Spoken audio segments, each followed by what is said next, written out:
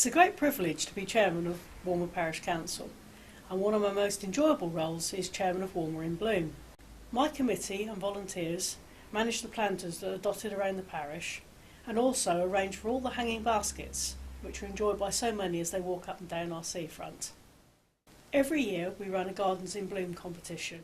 It doesn't matter if you have a big garden or a small window box, because we have categories for everyone to enter. The year starts with a children's poster competition.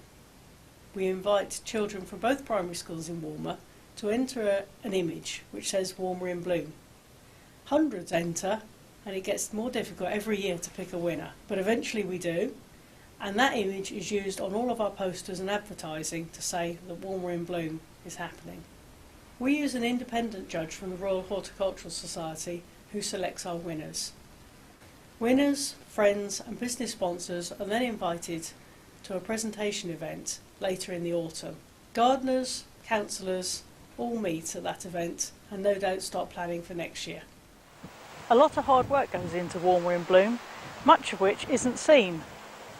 But perhaps it's summed up best in a poem by Rudyard Kipling, who over 100 years ago in his poem The Glory of the Garden said, "Our England is a garden that is full of stately views, of borders, beds and shrubberies and lawns and avenues, with statues on the terraces and peacocks strutting by, but the glory of the garden lies in more than meets the eye.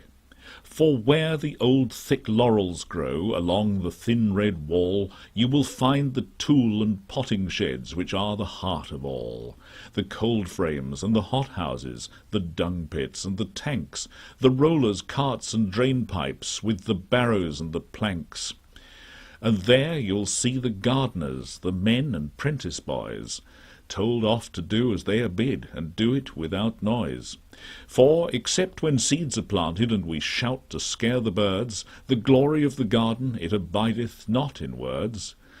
And some can pot begonias, and some can bud a rose, and some are hardly fit to trust with anything that grows, but they can roll and trim the lawns and sift the sand and loam, for the glory of the garden occupieth all who come.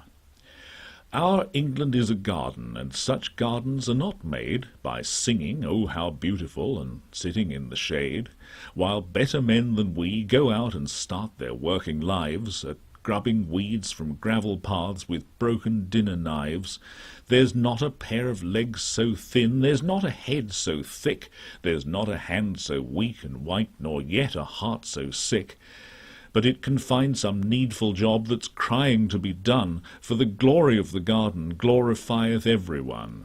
Then seek your job with thankfulness, and work till further orders, if it's only netting strawberries or killing slugs on borders.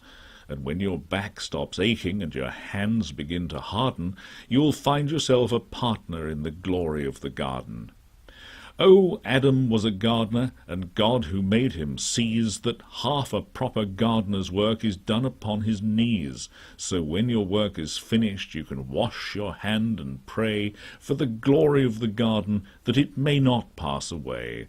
And the glory of the garden, it shall never pass away.